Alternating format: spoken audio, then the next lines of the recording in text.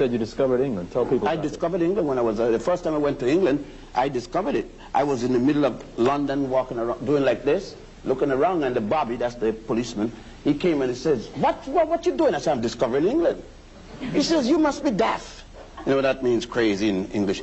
And England have always been here. I says, "Well, I'm doing like Columbus. I just came here. I'm the first of my people to come, so I got to discover it." They discover everything that they came to. Isn't it? They discovered the source of the Nile. Well, the African brought them, showing the source of the Nile. Africans there having a nice bath, naked. These days, there's an awful lot of jabber about institutional racism and white privilege and racial profiling. If blacks and whites can't even agree on something as specific as a shooting, what chance is there of any agreement on a muddy abstraction like white privilege? So, do blacks really think George Zimmerman killed Trayvon Martin in cold blood because he was black? Or do they know better, but just want to browbeat white people and squeeze more concessions out of us? Take your pick. Blacks and whites see the world so differently, they hardly speak the same language. And when you don't speak the same language, it's hard to have a conversation. Some people go around talking about something, now you can do the white man gonna do that. You do this. We know that. There's going to be casualties, and there's no perfect revolution. Black people want a perfect model before you get off your ass. There is no perfect model. Show me a revolution in history. Russia, British, Indian, Arab, African. Show me a revolution where mistakes were not made, where contradictions were not evidenced.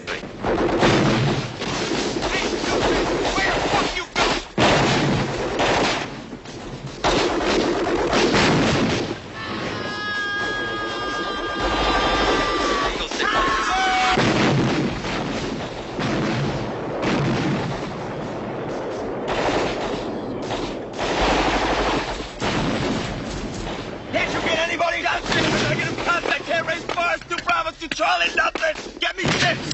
Bravo 6! Bravo 6! Get him in! They're coming through all over! I can't do anything! Where's Mark? He's dead! I think they're all dead! Give it up! Back in 6! 6! They'll say 6! Captain, we've been overrun. We're pulling back. Over! God damn it, Lieutenant! Where are you gonna pull back to? They're all over the perimeter! Now you be advised, you will hold in place, and you will fight. That means you, Lieutenant. Bravo 6 out.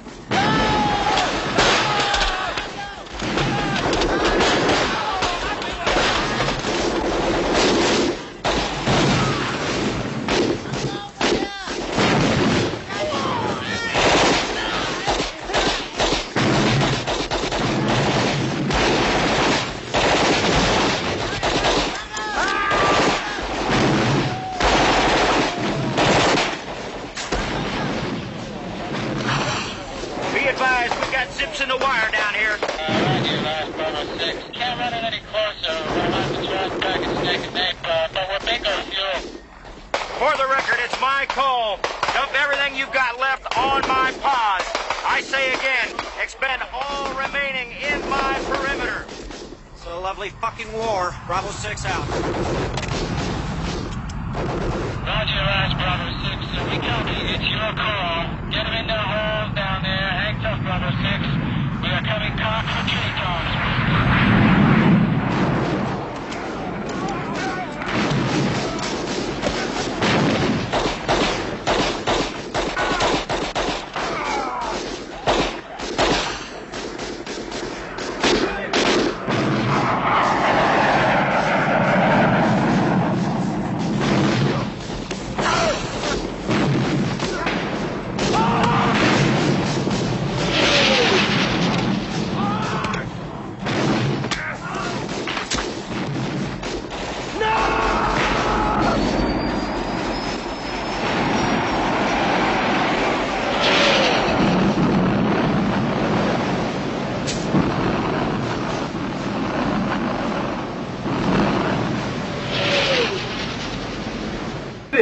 We are human beings and we're going to make errors. This is what we do. You got to guarantee me it's going to work. Hello, we are living under white supremacy. The whites got together and said, why don't we see how serious black people are about their independence? Why don't we start killing all their leaders? Right. We ain't going to be doing it behind the scenes. We're going to go out there, Fred Hampton, blow his brains out in his bed. Right. And basically what we're saying, are you really ready for this? Do you really want this? And let's see what the black people do. And initially we responded, had the white boy scared for a moment. Brothers was out in the street, pounding the pavement, crackers was coming up missing. Right. But eventually, through the consistent killing of so many brothers and sisters, the women start looking at their sons saying, baby, telling the father, get away from my son with that Black Panther. You don't get him killed. Right. And eventually people start taking the idea, man, you can't, I hear what you're saying. Everything you're saying is right. But if you do this, you're going to get killed. And he said that the Europeans realized at that time, he said, we got him. Because until they get over this hump of recognizing when they say they really want independence and freedom, that there's some consequences they got to be willing to take, which means the person they fall in love with ain't going to be with them tomorrow. If they can't get over that hump, we got them. And so B.F. Skinner's research helped Europeans stop our growth. And so he was a Willie Lynch of his time. Right. And so I say, since we don't have a historical picture to represent Willie Lynch, we got one now. Ain't it always good to put a face on a name? And I'm going to tell you what I like about this picture. See, we get so used to, we're not sophisticated. Right. We think that a white individual that is bad is going to have a Klan uniform on. He's going to cuss us out. Exactly. We never think about the doctor or the scientist who sits behind, the desk and plans for our destruction. Right. And so we're going to get away from that today. From now on, brothers and sisters, you see this picture is no longer B.F. Skinner, it's who? Willie. Let's talk about Willie. However, the present problems of blacks have little or nothing to do with slavery, with segregation, or with lynching. It is nature and not white people that have given blacks smaller brains and lower intelligence on the average. Some blacks just want revenge. If one of theirs dies, they want tribal payback. Just last month in St. Louis, a black with a gun robbed 6 whites and told them, "This is for Michael Brown." And I feel genocide, as it is happening, as it's always been happening, to me is in the class of tribal war.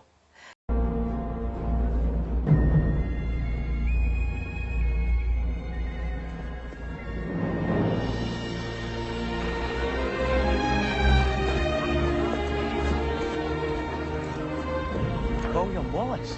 Can't be. Not tall enough.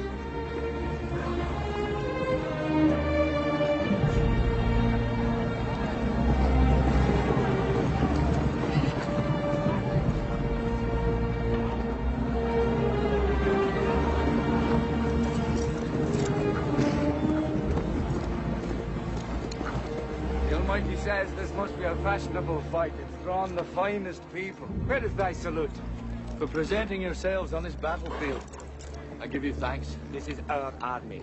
To join it, you give homage. I give homage to Scotland. And if this is your army, why does it go? We didn't come here to fight for them.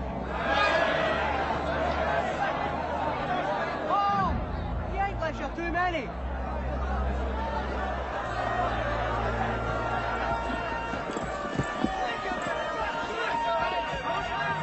Sons of Scotland, I am William Wallace. William Wallace is 7 feet tall. Yes, I've heard. Kills men by the hundred. And if he were here, he'd consume the English with fireballs from his eyes and bolts of lightning from his arse. I am William Wallace. And I see a whole army of my countrymen here in defiance of tyranny. You've come to fight as free men. And free men you are. What will you do without freedom? Will you fight? Right? Against that? No!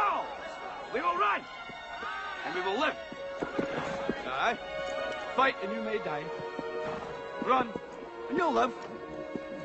At least a while. And dying in your beds, many years from now, would you be willing to trade all the days from this day to that for one chance, just one chance, to come back here and tell our enemies that they may take our lives, but they'll never take our freedom!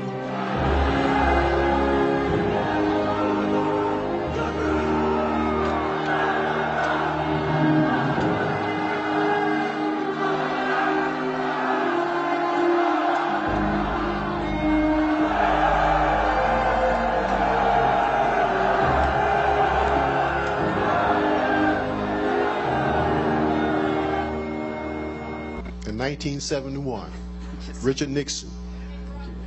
Okay, they brought the drugs in. There's a new movie coming out talking about the To Kill the Messenger. You need to see that.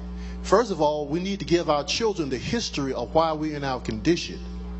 The point just at the young black people and say that you should stop black on black crime, stop killing one another. They need to understand that they are in fact a product of a war.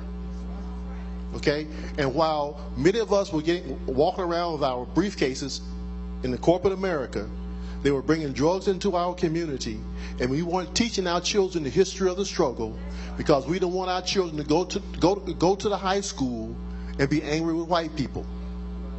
So we went to sleep. We put our community to sleep because we accepted integration, and we didn't want to cause no ripples. We thought we were going to get there. Then for 6 years, we've had a black man as president. We didn't want to cause no more trouble. We don't cause no trouble. But look what the white man has done, just killing us outright. So first of all, we got to come up front to our children and say, we are sorry. We blew it in the 60s. We had a choice, separation or integration. We as a people made a mistake. And tell our children we are sorry. Bravo 2 actual. Adjustment follows. You ignorant asshole! What the fuck coordinates you given? You waste a lot of people up there with your fucked up fire mission. You know that? You know that? Ah, shit. Red leg, Clipper Bravo 2, check your fire. Let's show our children now we're going to build a world for you. We're going to give you a job. We're going to retrain you. They took all the training out of high school on purpose. They knew what they were doing, so you come out, you don't have nothing that you can do on your own. We got to tell them we are sorry as a people. We made a mistake. Forgive us. We'll do better. Give us a chance. For them to successfully educate your child is to get them put in college. And college only equals debt for black folks. Has high school succeeded or failed your baby? Are you aware that we have only over 2 million black folks in America with bachelor's, master's, doctorate, postdoctorate, and can't even get a job? That's right. And you telling me sending your child to college is the solution?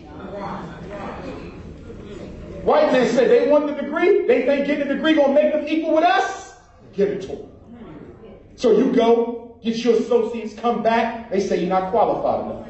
You go back 2 more years, get your bachelor's, come back. You're not qualified enough. Go back 2 more years, get that master's. You're not qualified enough. Go back, get a second master, third master. Damn, I might as well just get the doctorate. Come back, I'm a doctor. First you was underqualified. Now you.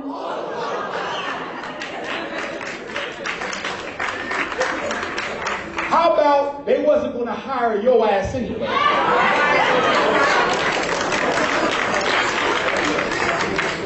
So they kept sending you in circles, hoping you wouldn't come back. But because you were so committed to improving your life, you kept on getting extra degrees only to find out in the final analysis it wasn't about your education. Not at all. It was about white supremacy. You gotta understand white racism. You gotta understand white supremacy. And a lot of you don't understand it. It's the invisible giant. It influences every day of your life, but you can't see it because the new racism they're walking, the new racism is to act like there is no racism. So if you cannot see it, it'll occur right in front of your face and run circles around you. I had a black man tell me, well, maybe if white folk accept Islam, racism will go away. He said, Negro, you crazy. Then somebody else told me, maybe accept Jesus, racism will go away. Somebody else told me, once we educated white folk on the greatness of ancient African civilization, once they knew that we built the pyramids and charted the skies and developed every single discipline in the world, maybe they will respect us better. I said, brother, let me explain something to you. The more white people learn of your greatness, the more racist they will become. White supremacy is not about ignorance. White supremacy is not about religion. White supremacy is about power. We want to rule, we want to control. And guess what, black people? It's not even personal. Some of you got white friends and co-workers and y'all get along all right, and that's okay, but guess what? That's personal. When it comes to the business of keeping white folks in charge of the banks of Milwaukee, things change. When it comes to the business of making sure they control the housing market, things change. When it comes to the business of making sure they control the teacher hiring process in Milwaukee schools, things change. You think because you got a next door neighbor who's European, or y'all might go to lunch and shoot a little pool, or you might date his sister, or you might date her brother, and somehow that means they not racist. Because you're confusing personal with political. In other words, the best racist loves being around black people. The problem with our community is we don't have a socialization process. We wonder why so many males become homosexual. Because the homosexuals have a socialization process for your child. We wonder why so many children drop out of high school, because the school district has a socialization process for your child. They can almost predict that they're going to leave in 9th grade because they socialize them that way. The Army has a socialization process for your child. That's why once they enroll, they consider themselves Army men and Marine men until the day that they die. Even when they sleep, they have it in their mind because they're socialized to do that. You do not have a socialization apparatus in place. As a result, your children don't even belong to you. You think they do. We got to get back to ownership, because until you own, you don't control. And we got to make sure we influence our children to become owners of whatever industry they decide to pursue. If a child wants to be a doctor, you got to give us another black hospital, because we ain't had one. You understand? If a child wants to fly airplanes, you got to give us that black airline. Okay, if you want to be a lawyer, you got to own your own firm. We got to stop making our kids think it's comfortable to serve white people as long as you're making 6 figures.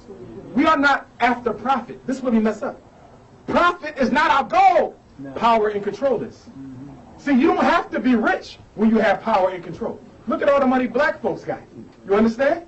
But you have no power. White man got power. He don't need the cash, because if I'm rich, if I'm powerful, I don't need money. I can make you do what I want done anyway. Money is unnecessary. Money is for people without power. Right. We need the power and we need the wealth. We keep telling our kids that money is power. No, wealth is power. We got to take the money and translate it into business, real estate, property, investments. Always make the joke. Give me an Oriental kid and a black kid. I'm going to get an Oriental kid $1 million. I'm going to get a black kid $1 million, and I'm going to come back 10 years later. The Oriental kid will probably have tripled that money.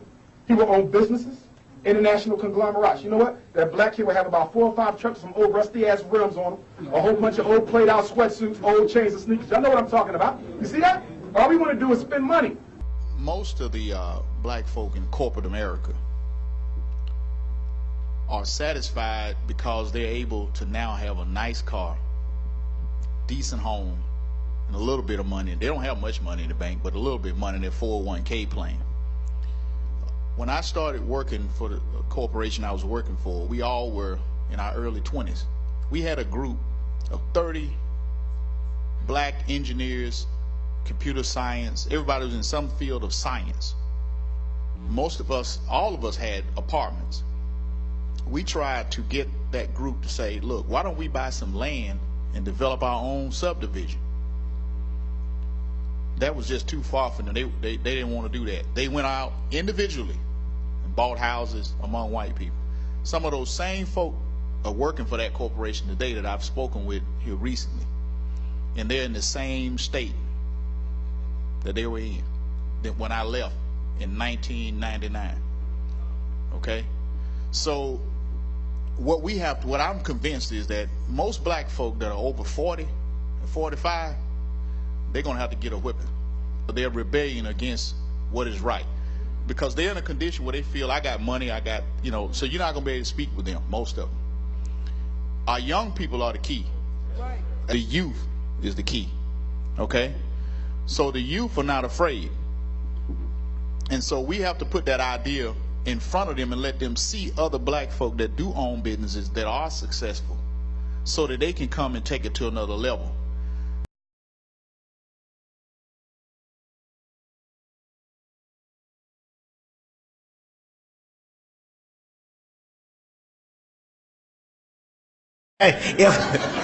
If I was a professional athlete and I earned $100 million, I'd have invested it and I'd have $200 million. The black athletes are broke no matter how much money they make. But I will write the history for the millions that are coming and leave the posterity to reckon with the host for the deeds of their fathers. If others laugh at you, return the laughter to them.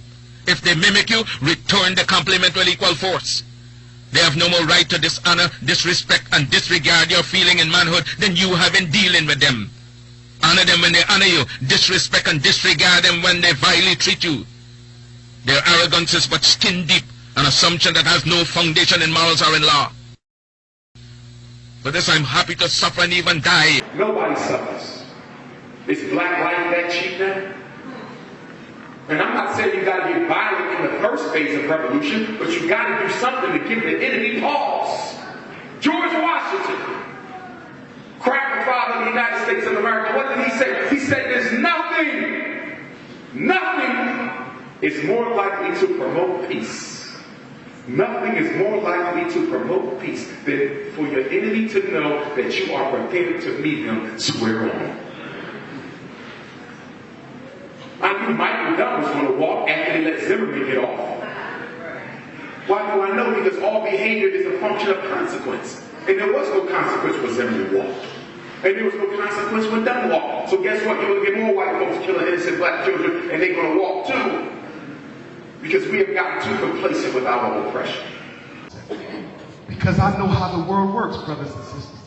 And I know that if our brothers and sisters in Ferguson did not become violent, Michael Brown's murder would have never made it on television. If they did not become violent, the State Department would have never stepped in. The Attorney General would have never personally went down there and investigated the situation. Had they not turned violent, the United Nations Office of Human Rights would have never stepped in and condemned the United States government for how they let white police kill innocent black males. So don't tell me they shouldn't have been violent. Only by being violent did they get the reaction that they needed. What you want them to do? Wait till midnight, get some candles, get in line, and sing, "We shall overcome." That's what you wanted? Do you think Michael Brown's situation would have made it on the news if you'd done that? Do you think that UN would have stepped in if you'd done that? Do you think Anderson Cooper and Don Lemon and all the rest of them would have been running down there trying to do reports? Those brothers and sisters forced the envelope for the first time since the Rodney King beating black folks stood up. So I stand in solidarity with the brothers and sisters in Ferguson, Missouri. What about the looting of the stores?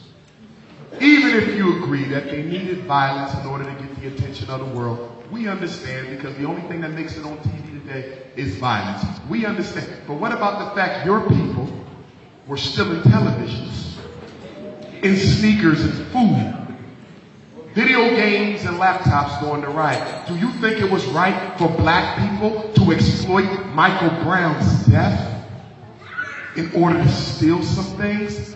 I said, well, let me explain something to you. First of all, it wasn't stealing. Those businesses that they took from have been robbing black people, dumb captain crime in Ferguson for generations. There wasn't no death. And you know what else I told him? I said, guess what? If I was there, I would have stole something too. Pass me one of them HD TVs. Oh, I need that new iPhone over there. Pass it off. Try to make my people feel bad for taking back payment for all the theft you didn't commit. That wasn't stealing. You know what I call that? Self-imposed community reparations.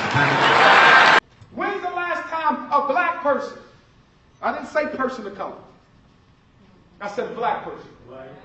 And I want to clarify this for my people of color in the room. We're not against you. And we understand you suffer your own unique form of white racism. But our history teaches us that you align with us when it benefits your agenda. But after you've gotten from us what you needed, you're no longer around to help us finish what we've been fighting. And so, although there can be coalitions between us and other groups, we also have to understand there's some things we got to do ourselves. That's right. So we ain't looking for coalitions right now. We're looking for African agendas for African children. Stop being multicultural. Do you know multiculturalism was a political attack on the black agenda? They went multicultural on your ass to kill the black issue. They want you to blend in with the Arab, the East Indian, the Latino, the Mexican. That Chinese came here of his own free will. That Indian came here of his own free will. That Arab came here of his own free will. If they wanted to, they could have left if it was that bad. You was made to come. You built this. You was here before any of them ever got here. But when they show up in Oklahoma City, all for your civil rights bill, will come to your neighborhood and look at you like you don't belong. And you paid the damn way for them. But the problem is you keep on patronizing them. That's right. Let me tell you something. Hear me well. I don't want you to be a racist. You don't have to be a racist, but those dollars in your pocket better be racist as hell.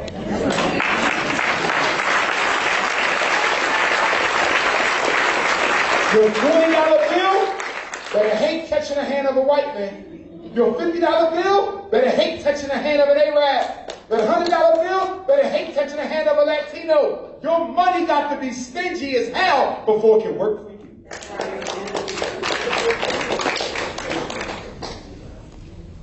The Koreans dollar stingy as hell. The last time you saw them buy some soul food.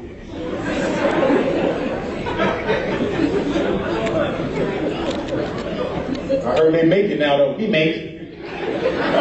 Nice Paul, what was your lineup? This year we celebrate 150 years since the end of slavery. This year. 150. This is our 150. Problem is, what do we got to show for? 150 years, where's our airlines? 150 years, where's our shipping corporations? 150 years, where's our supermarkets? Where's our factories? Where's our international communications networks, TV stations? Black people invented the cell phone, but we don't own no cell phone companies. We invented the internet, but we don't sell no internet service. We invented 85% of the parts on the automobile, but we the only race on earth without an automobile. Chinese got an automobile, Indians got an automobile, Anglo-Saxons got an automobile, Jews got an automobile, Germans got an automobile. Everybody has an automobile except the people who invented the damn thing. Those shocks, that was yours. That self-lubricating engine, that was yours. That transmission, both the manual and the automatic, that came from you. Because we so content as a people to just be able to say we made it. But without getting to the point of being happy to be able to say we control it. And some of you think we have arrived. You think we're equal now. I heard America is post-racial now. This is what I'm hearing. Are you crazy? Let me tell you what America is. America is so slick that it's trying to create a social situation where black people and their agenda is no longer relevant. And you know why I'm bringing this up? Because some of you foolishly are letting other groups and other agendas try to come in and co-opt the black struggle for their own selfish means. You better cut it out. I don't have a problem with Latinos fighting their struggle. I wish you well, but you can't blend that with this. We was here before you got here. Yes, sir. I don't have a problem with white females fighting their struggle. I ain't got a problem with that. But don't you confuse your gender issue with a race issue. I ain't got a problem with no group feeling that there's rights they need that they don't have. But don't you dare confuse that with my people's fight to exist. Brothers and sisters, you better resist the multicultural movement. They coming in from every corner telling black folk, blend on in with the rest of us so we can take what was meant for you. Blend on in with the rest of us so we can get your set aside. Blend on in with the rest of us, and sooner or later, after you blend in so much, you can no longer be seen. They're trying to get rid of you politically as a pretext to get rid of you physically. I have the dubious honor of being the person who wrote that first affirmative action plan for the state of Florida in 1971 that went all over the country, a comprehensive plan. I didn't write the plan for minorities, poor folk, Asians, Hispanics, Arabs, midgets, humpbacks, lesbians. I wrote it for black folk. But immediately the whole frame of reference is the way you keep black folk down is always dilute and water something and make pretend it's for everybody. And that way anything for everybody is for nobody. And so they took that minority program, the affirmative action program, made it a minority program. And so now I want the affirmative action program to die for that reason. In 1999, I go down to Texas, and the program was written for black folk. I look at the amount of money in state contracts in Texas that year, and white women got 78%. And nobody in our black leadership, in our black overclass, and the black civil rights movement ever said, "Hold a second, how are you going to put white women into a minority, into an affirmative action program set up for black folk when she was right along with the white man?" She co-owned, co-controlled, co-influenced, co-herited, and everything that the white slave owner had, she had it too. She sat in the same house, under the same table, slept in the same bed and raised his kids. How is she entitled to be competitive with black men or black people in the society? But our black leadership didn't say anything. So white women went into the affirmative action program and took it over and dominated it. That's why you go to check Coca-Cola about 3 years ago, Coca-Cola company, almost 66% of all the money on the minority program went to white women. And in Texas, white women got 78%, and Hispanics got 21%, and blacks got 0.9%. Because again, we don't know how to play the game. We keep buying into these myths about people, about these very broad, ambiguous groupings. And all of that stuff started immediately after the Civil War. See, the Civil War, what they never tell you, and when I'm coming to a point on this with immigration, that in 1865, the first civil rights law was written strictly and solely for black folk to reverse the Dred Scott decision, which says black people don't have any rights that anybody's bound to respect. So they wrote the Civil Rights Law of 1865 strictly and solely for black people. And Andrew Johnson vetoed it, and they came right back, a few liberal whites, and they wrote the 1866 Civil Rights Law. Again, said it's strictly for black folk. And the Civil Rights Law had nothing in the world to do what you talk about today about civil rights. That Civil Rights Law was written for three things. And Congressman Benjamin Hatch and Charles Sumner and Thaddeus Stevens, and what they said is this, that there's only two things that the black person could ever be in America. You're either going to be slaves or you're going to be free. But you will always be a slave in America unless the black person receives minimally 40 acres, a mule, and $100. And you never got it. Because and so that tells you where you are now. Nothing has changed for you. Because if black folk get smart and started using the civil rights laws and started using the 14th Amendment and started looking out strictly for themselves, they can be self-sufficient and competitive as a people. And they say what we got to do now is to broaden and whiten those laws and pretend those laws were written for everybody. And if they're written for everybody, then black folk can't use them. Because the minute you say you're a people of color, or you're a minority, or you're diverse, what you're saying, there's no difference in the treatment of a black person in this country than an Eskimo or a Filipino just came in last week. They're not justified going into the black community and looking for black consumers or having black dollars specifically set aside for black folk. You just wiped out your whole history, all the history, the mistreatment and the slavery of your own people and ancestors by saying, I'm a minority. And if I'm a minority, I'm no different from anyone else. And so my people have never learned how to play the game. They keep going into the marketplace in very broad, ambiguous terms, the concept that was used after the Civil War. And that's why we now keep talking about minorities. And so now we got a major problem in society that's going to wipe us out, immigrants coming into society. Because in 1970, for the first time, after the Civil Rights Movement was over, and there were some benefits coming to the table for black folk, those other groups figured it out. They figured out what my people hadn't figured out. See, because up to 1970, all the Arabs in this country, all the Hispanics in this country, they had, and then Asians in this country, they had been living with, marrying, and going to school with whites. On their driver's license, their immigration papers, they were classified as whites. But after the Civil Rights Act in 1970 and all these benefits for affirmative action came to the table, they said all we got to do is to break away from the people we've been getting benefits from and go against black folk. And now all these immigrants are coming out. They started in the 1970 census. They're now competing against black folk for resources. And they're going to wipe you out. When I just told you, when all of a sudden these groups broke out, they figured they can go to the United States now and get all kind of benefits. All they got to do is put one foot on the shore of America, and they're now entitled, they're now equal to black folk. They're equal to 400 years of suffering by black folk by just putting one foot in the United States.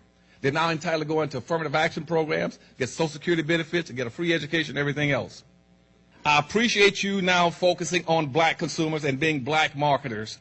That is extremely important. Never, never, never do anything anymore in economics and politics and try to go into the marketplace or into a political arena in a very broad and ambiguous form. That is suicidal. Never, never, never focus on doing business, talking about diversity, multicultural, people of color, minorities. That has no benefit for black folk. You got to understand that. Once you do that, you've done several things. First of all, you tied one arm behind your back. You cannot fight in a broad, ambiguous form. Nobody does that but black folk. Anybody who's been in politics long enough and economics understands you must do business in a very pointed way.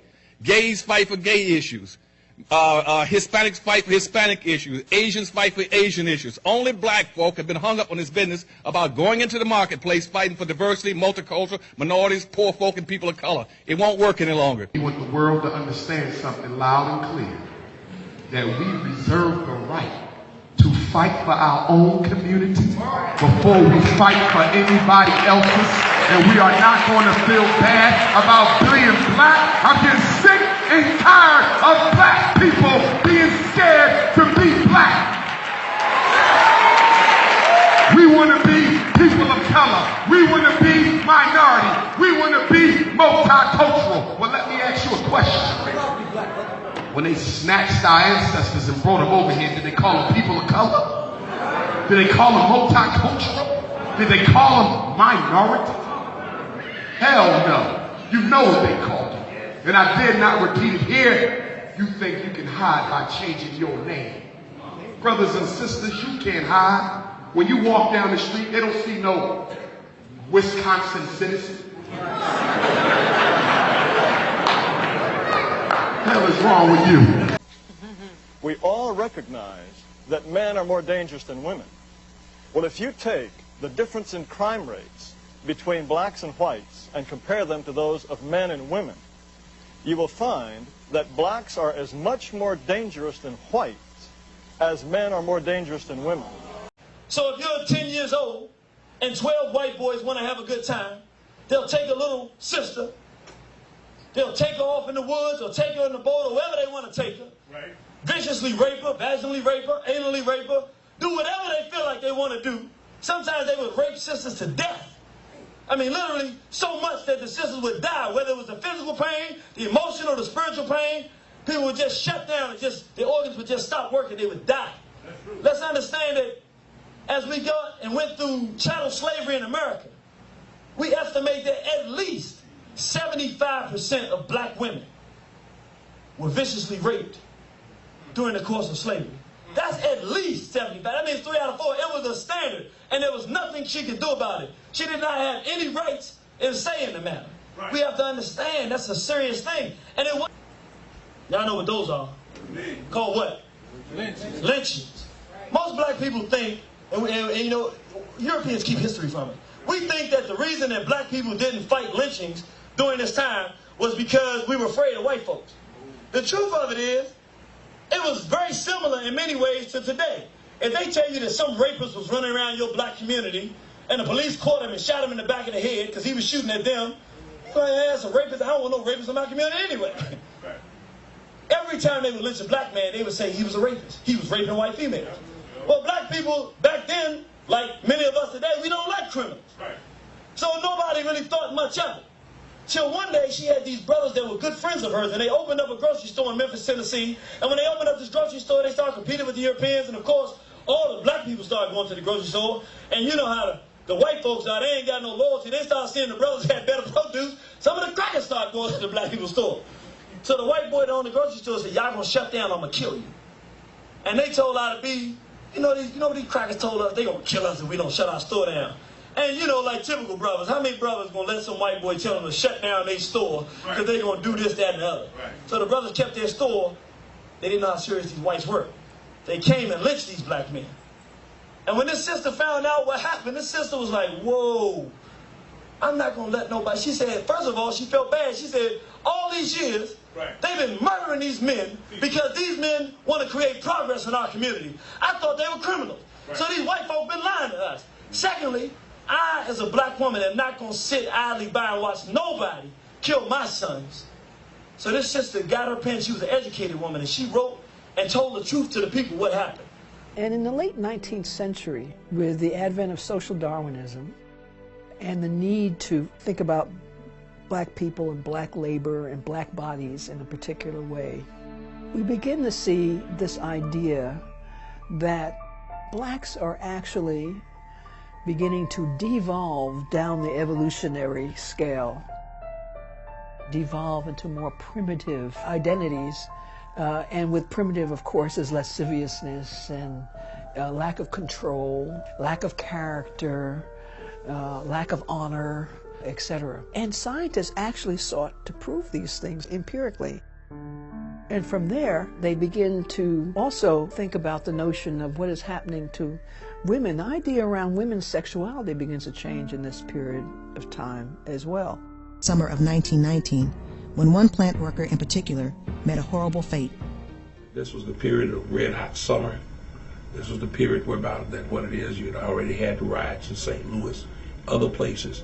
And now you're having them in Omaha. What happened was they had a woman say that she had been molested or had been sexually abused by a black man. And that's all that needed to be said. On September 25th, 1919, Agnes Lobeck identified 40-year-old Will Brown as the man who attacked her. Brown was then arrested and taken to the Douglas County Courthouse. Before Brown was even identified, a civic storm was already brewing in Omaha due to a series of inflammatory stories published in the Omaha Bee and struggles for political power between racketeer Thomas Dennison and Omaha's mayor Edward Smith. On the evening of September 28, 1919, a crowd of an estimated 5,000 to 10,000 people gathered outside the Douglas County Courthouse and demanded that Brown be handed over to them. Inside the courthouse, a frightened judge and other prisoners sent a note down to the crowd, saying that they would surrender Brown. The bloodthirsty crowd could not wait, and rushed into the courthouse to seize Brown. Once in the hands of the crowd, Brown was beaten, hung from a lamppost, and shot more than 100 times. The ghastly melee ended with the burning of Will Brown's body. An Omaha World Herald photographer captured one of the most infamous photographs in American history. The Rosewood Massacre of 1923 is a prime example of rights and responsibilities being stolen from the innocent. This massacre was started from a lie and devastated the lives of all the citizens of quiet Rosewood, Florida. Rosewood was a predominantly black town. There were a few white families living here, but most of the people here by far were black. And in 1923, a white woman in a town 2 miles from here, Fannie Taylor was her name, accused a black man of attacking her. It was not true, but the people believed it, and this brought a tremendous mob of white people to Rosewood, and over a period of about 4 or 5 days, they burned the town down and killed at least 8 people and possibly more. During the first week of January 1923, one of the most gruesome events in the history of Florida occurred. In the nearby town of Sumner, a white woman by the name of Frances Fannie Taylor claimed to be raped by a black man. But her black maid, Sarah Carrier, claimed that Fannie was having an affair with a white man named John Bradley. Sarah Carrier claimed that John Bradley had beat Fannie Taylor and then left town. With the false accusation of Fannie Taylor being raped, the county took a group of about 400 men to Rosewood. A majority of these men were members of the Ku Klux Klan, a political group that obstructs the advancement of minorities. 120 of these men went to the home of Aaron Carrier and lynched him. Before Aaron was killed, the white men tortured him. Once he was dead, they took his possessions as souvenirs. After Aaron Carrier was lynched, the mob also killed Sam Carter.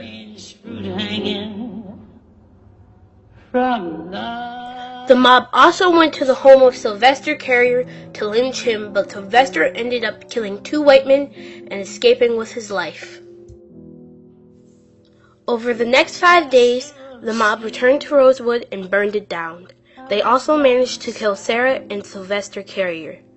More people may have been killed along with them. Only 2 buildings were left standing. Historic records on the number of deaths during the massacre are very vague. Some say 40 to 50 people died, but records show at least 7 people were killed during the Rosewood Massacre. From the last decade of the 19th century up to the 1960s, racial violence occurred all throughout the U.S. The most gruesome time period of racial violence was from 1919 to the late 20s. Several black towns were destroyed and a large number of blacks were killed.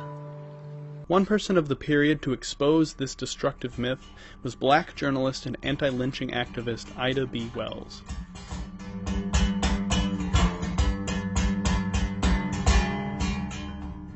Ida Wells was an activist, a woman who was born in Holly Springs, Mississippi in 1862.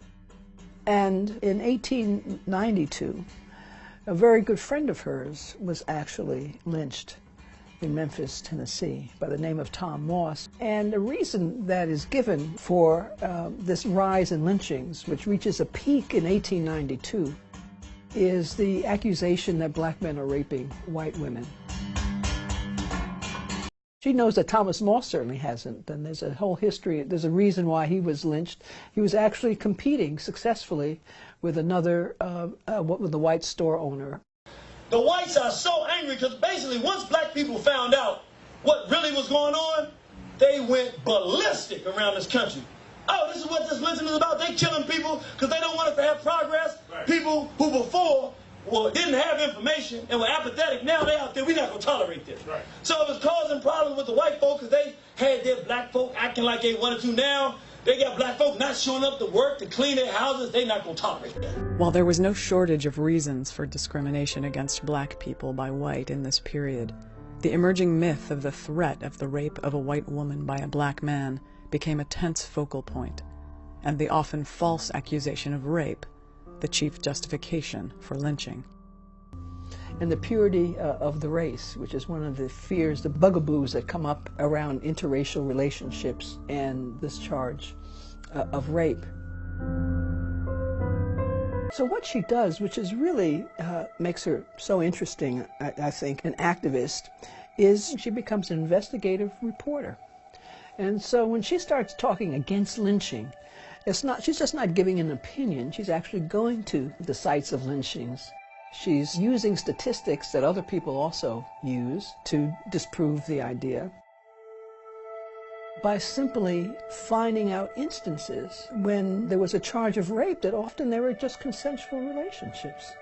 between black men and white women.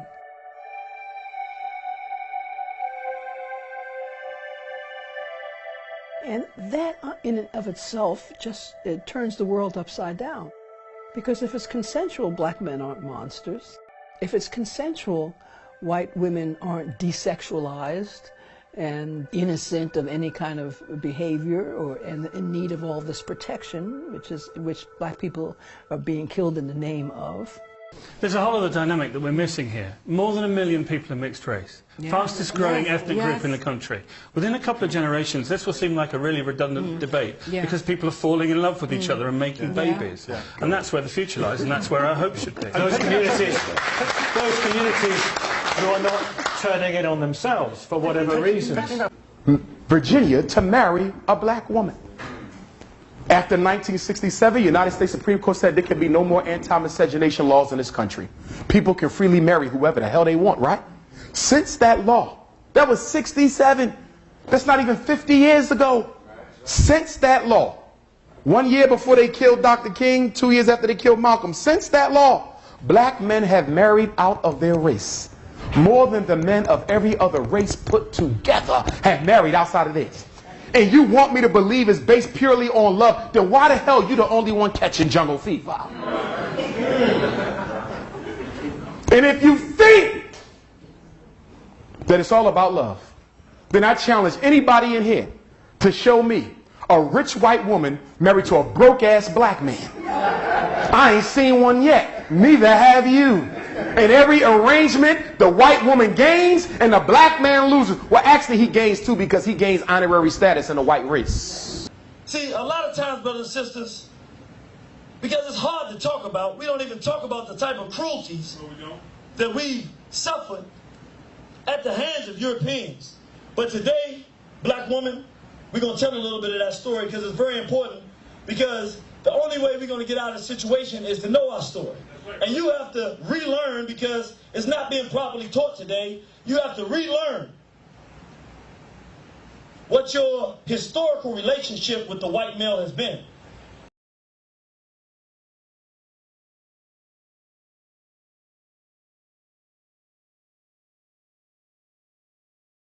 That I think blacks do that puts an enormous number of blacks at a terrible disadvantage. And that is the fact that 70% of black children come to the world illegitimate. 70%. I mean, 70% of blacks do not have the committed love of a married couple to help them on their way. That is a terrible way to start life. The Black Panther movement, Black Power, Civil Rights, Garvey, there was always a movement. Not now. Activism has been replaced with intellectualism. And so now the leaders and the scholars have contented themselves with only talking about the problem. They'll analyze it to death, but they offer no solutions. You see, even in the conscious community that I'm a part of with the scholars, most of them ain't trying to build nothing. They're just information groupies. We're not going to solve our problems by being information groupies. You see, we got to get the activism and we got to get the institution building. So right now we are at a standstill, at a time where we can afford to be at a standstill, because most folks are not enterprising and industrial enough to build the systems, the processes, and the institutions necessary to pull us from where we are to where we need to be. The information is great, but I don't care how much I tell you you're a queen. As long as you got to go to work and answer to a disrespectful, racist white man, you're not going to feel like a queen. So reality might be something, might be one thing, but your practice, your quality of life is something. Of the 500,000 interracial crimes of violence committed in the United States every year, blacks commit about 85% of them against whites. Whites commit only about 15% of them against blacks. Willie Lynch said, and excuse my language, but I got to use this language because this is who made this term to destroy our people. He said, both the horse and the nigger must be broken. That is, breaking them from one form of mental life to another. Keep the body, take the mind. In other words, break the will to resist. The object is not to always have to beat these black people and chain them up. If you can get them messed up in their mind so much that they think they're supposed to be slaves, you can go on vacation, come back in 2 weeks, And right on time in the morning when the rooster crowing, he'll be out in the field, busting up the ship row. Now don't ask me what ship row is, I don't know. I just heard the term, busting up the ship row. And the object, and they plan on doing that, and this is why we're talking about the sisters, is not going through the black man.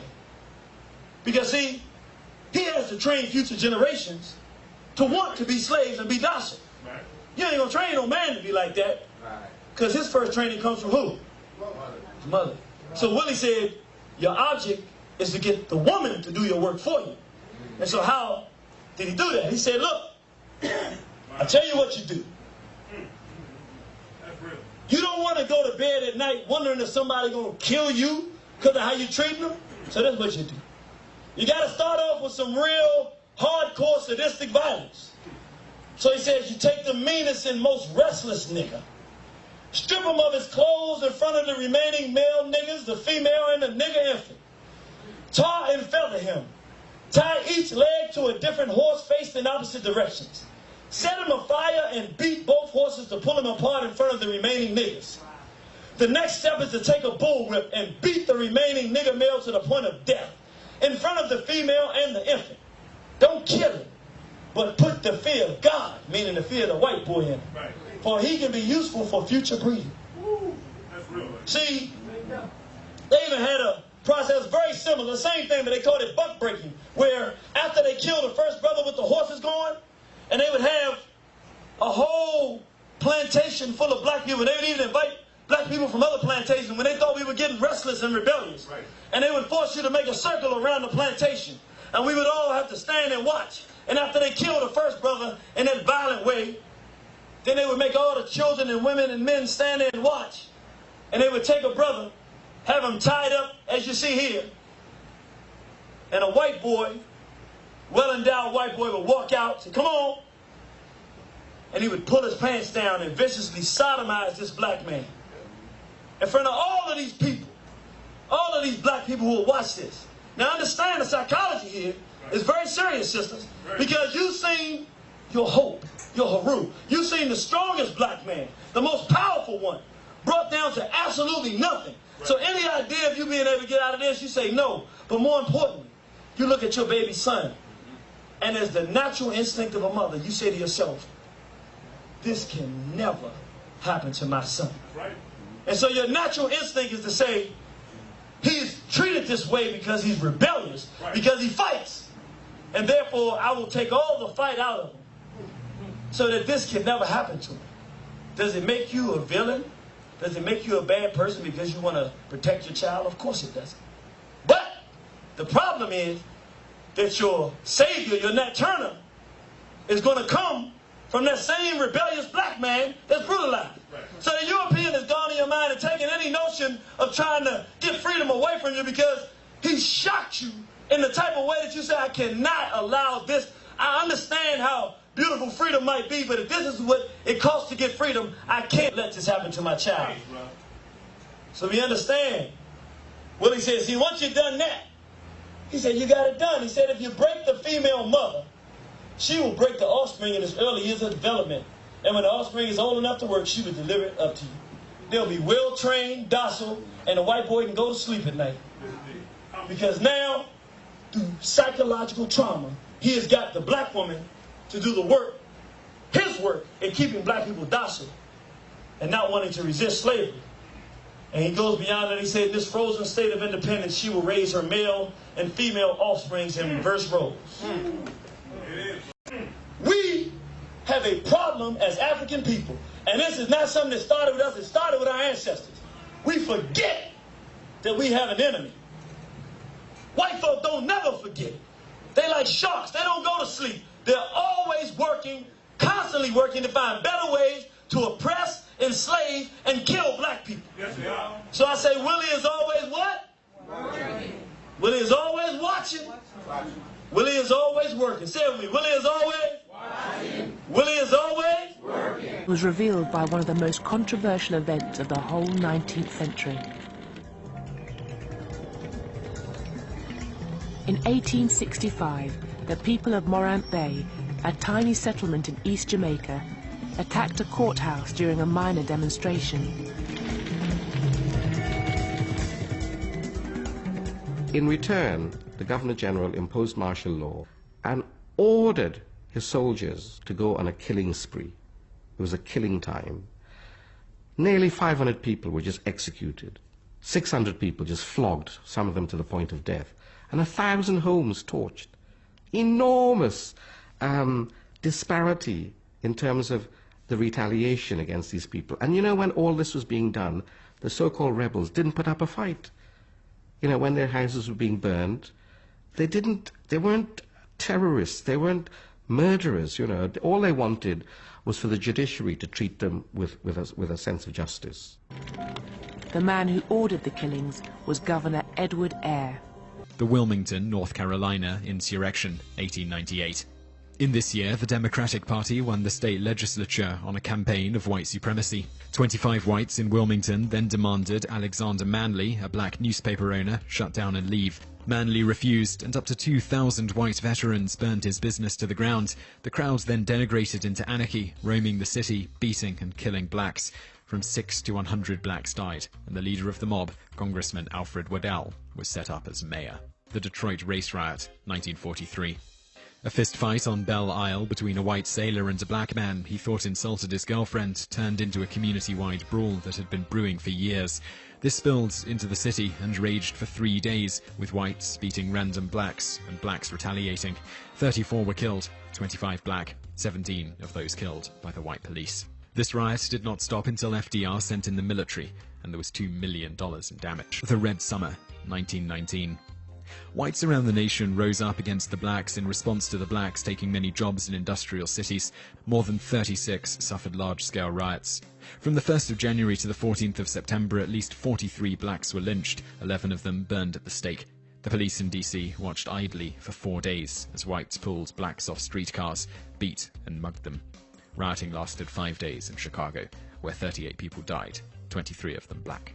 Pure lawlessness, quickly changing their targets from the rich class to blacks. The police superintendent was beaten nearly to death, and 120 people were killed, 11 of them black men lynched from streetlights and trees, one set on fire. 15 buildings were razed before troops from Gettysburg arrived and skirmished with the crowd. The equivalent of $19 to $96 million of damages was done in just 3 days. I mean, this is one reason why you have to have lynching. That even segregation and having black people be lynch victims and white people are able to be the spectators, now that's different. Now that is a difference that is consistent.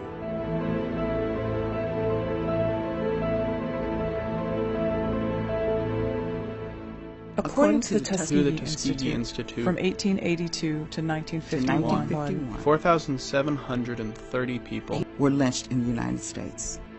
They were tortured, hanged, burned alive, dragged behind trucks, and in several cases their bodies were dismembered, and the pieces either discarded or kept by many as souvenirs.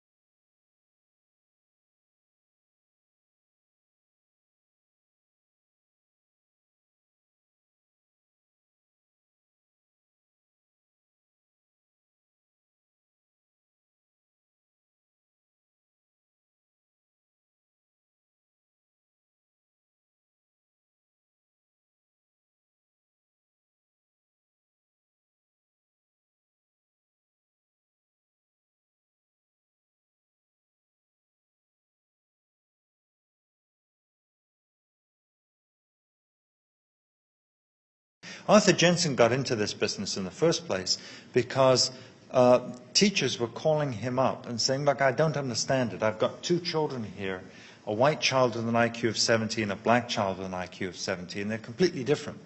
You go to the playground and look at the white child with an IQ of 70, he looks a bit funny. He's not playing with all the other children. He's not really a social animal. He does everything inappropriately. But the black kid with an IQ of 70 might be very popular in the peer group. He knows the names of all his people. He can play on the swings and the roundabouts and so on. He has no trouble. So the teachers would say, well, so maybe he's not really got an IQ of 70. Maybe there's something wrong with the test. And Arthur Jensen then did more tests on these particular children and found, no, that was their abstract reasoning level of intelligence. But at the social level, there's no question that Africans with an IQ of 70 do not behave much better, much more functional than do white children with IQs of 70. But anyway, so I don't know what the answer is. Black and white people simply have different levels of ability. Here in the United States, there are about 16,000 different school districts. There isn't a single one in which black students perform at the same level as whites. Is every one of those 16,000 districts run by racists trying to keep black people down? Or are there simply racial differences in intelligence? Blacks and whites separated from their last common ancestor at least 60,000 years ago. Since that time, the 2 groups have evolved the dramatically different appearances that we see between today's Europeans and Africans. The brain is an organ, just like other organs. What are the chances that during the time it took for the rest of the body to become so different that the brain remained utterly unchanged? We are men, human beings, capable of the same acts as any other race, possessing under fair circumstances the same intelligence as any other race. Africa's been sleeping, not dead, only sleeping.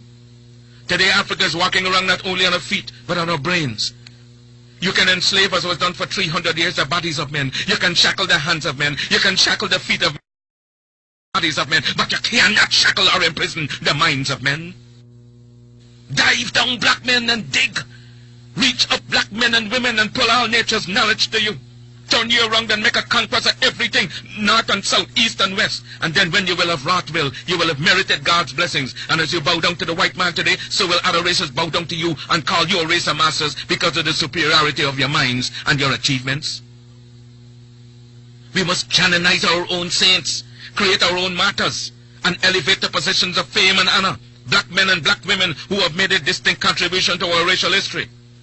Sojourner Truth is worthy of a place of sainthood alongside of Joan of Arc. Christmas Adams and George William Gordon are entitled to the halo of martyrdom with no less glory than that of the martyrs of any other race. Africa's produced countless numbers of men and women in war and peace whose luster and bravery outshone that of any other people. Then why not see good and perfection in ourselves? God made man lord of his creation, gave him possession and ownership of the world. And you have been so darned lazy that they've allowed the other fellow to run away with the whole world, and now he's bluffing you and telling you that the world belongs to him and that you have no part in it. I don't have to apologize to anybody for being black, because God Almighty knew exactly what he was doing when he made me black. You race of cowards, you race of imbeciles, you race of good-for-nothings. If you cannot do what other men have done, what other races have done, what other nations have done, then you can we do it? We can do it. Because any leadership that teaches you to depend upon another race is a leadership that will enslave you. Let me say that again. Any leadership that teaches you to depend upon another race is a leadership that will enslave you. Blacks and whites don't seem to see things the same way. Or there could be a different explanation. Smart blacks, like Al Sharpton and Jesse Jackson, they may very well see the facts. They probably know that Michael Brown was not shot like an animal, as so many other blacks seem to believe.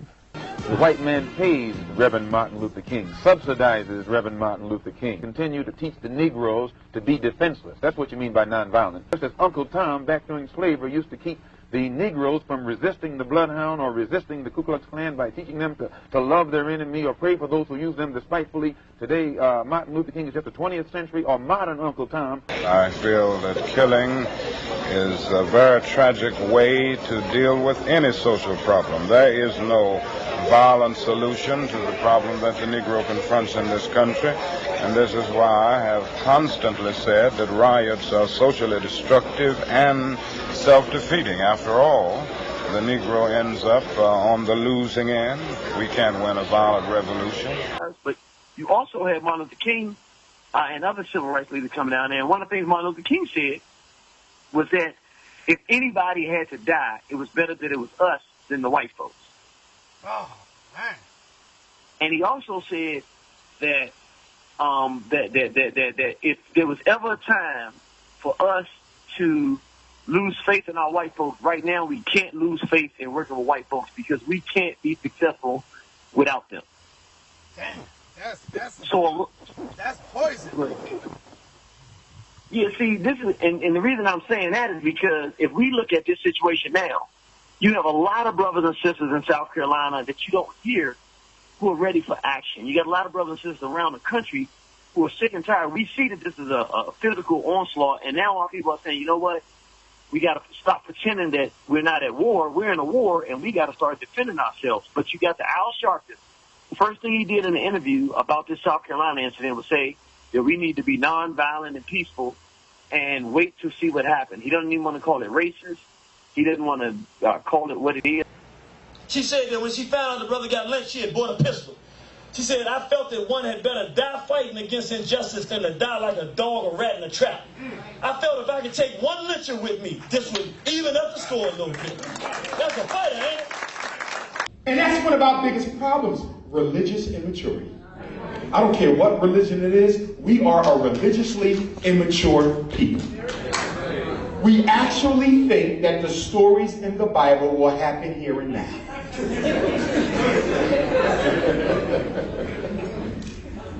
And my issue ain't with religion. I'm a descendant of African Methodist Episcopal church folk. That's my line. I come through that. But at the same time, politically speaking, I understand that slavery would have ended sooner had we not waited for God so long.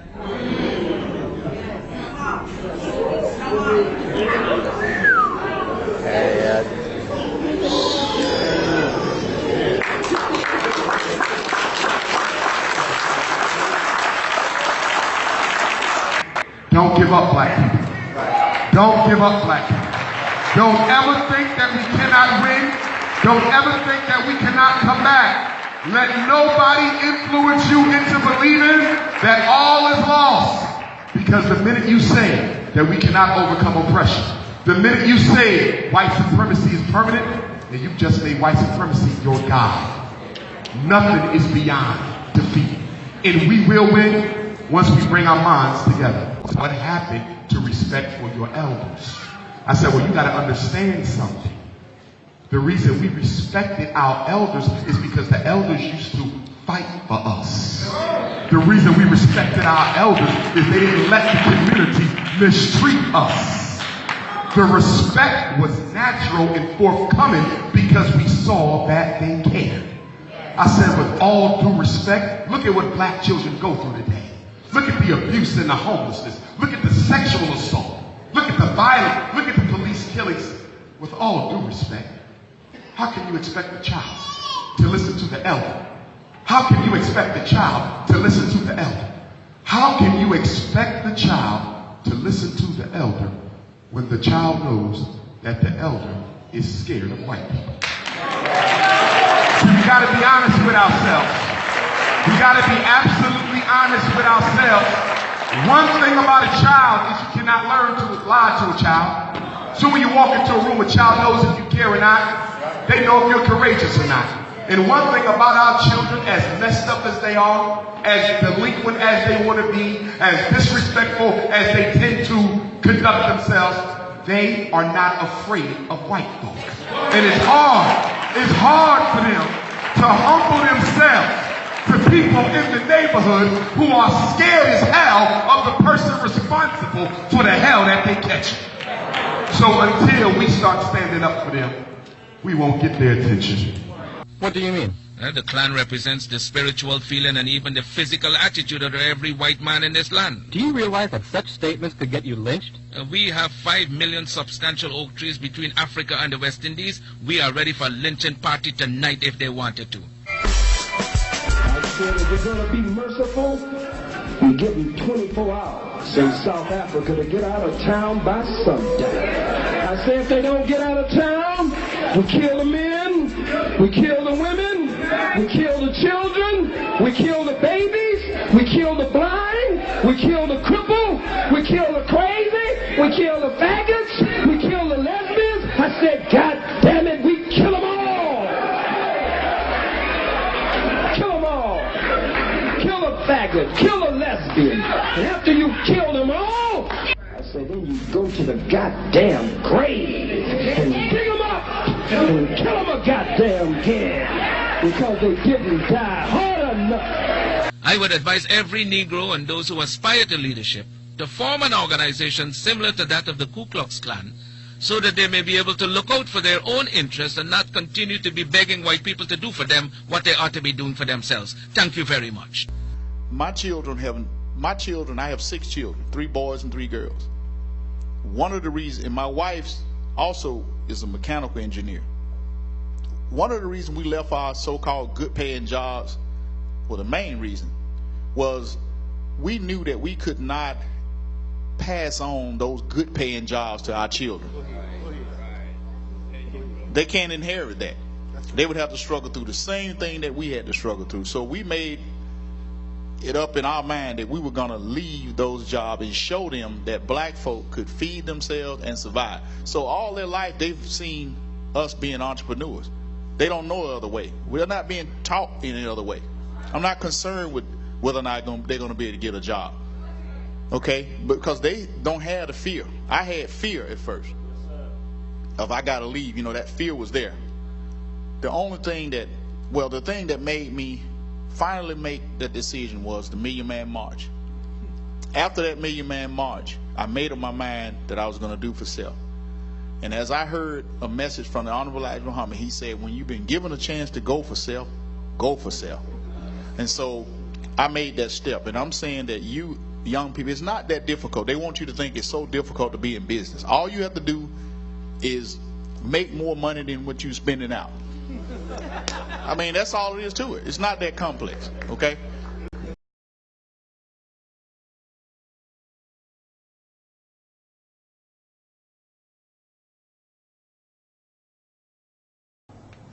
The goal of slavery was to make the slave a willing accomplice in its own extermination. The goal of slavery is to make the slave a willing accomplice in its own extermination. If I can get you to play a role in your own extermination, I don't have to be in your neighborhood.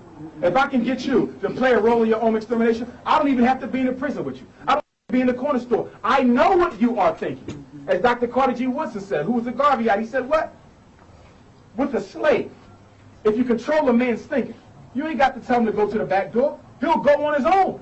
It's the socialization. It's the conditioning. And if he goes back there, and it ain't no dog, brother, he'll knock one down and make one himself. It is the power of mind control. Slavery, post-traumatic slave disorder, is nothing but controlling a man's mind. Because the two biggest enemies in the black community is what? Jealousy and envy. I don't give a damn how many books you read. Until we stop being jealous and envious of one another, we ain't gonna get nowhere. How many times have y'all been in meetings with a bunch of other young black folks and somebody destroyed the whole damn thing? Jealousy and envy. Even when you study our history, you see some of the greatest black men we ever had were destroyed by other great black men because of jealousy and envy. And the problem with jealousy and envy is this. If this man has the secret that can liberate all black people, but I'm jealous of him, my jealousness is selfish. You know why? Because I will kill him knowing he may have been the one to free all y'all. So if I'm killing him, do I really care about y'all? Hell no, I care about myself and my ego. So us black men, before we come together as men and get done what we need to get done, you got to kill the envy and the jealousy. And that's why I respect Dr. King and Malcolm so much, because for the first time, two serious black leaders, other than Frederick Douglass and Martin Delany, was able to come together, agree to disagree, and King and Malcolm was actually going to join forces. Dr. Malcolm met with Coretta Scott King 3 weeks before he was assassinated, Dr. King was in jail at the time. They had sketched out a program for the Organization of Afro-American Unity and the Southern Christian Leadership Conference to come together and work together. J. Edgar Hoover found out about that. You know what happened to Malcolm. And then 3 years later, the Army, you see what they did to King. But that was the first time that two major leaders was able to put the ego to the side for the good of the race. If you got ego, you can't be for us. It's really just that. So we're in a rat race to literally outdo other black people. We wake up wanting to look better than them. We wake up wanting to dress better than them. We wake up wanting to make more money than them. Will Smith said what? Black people spend too much money they don't have to buy stuff they don't need to impress people they don't even like.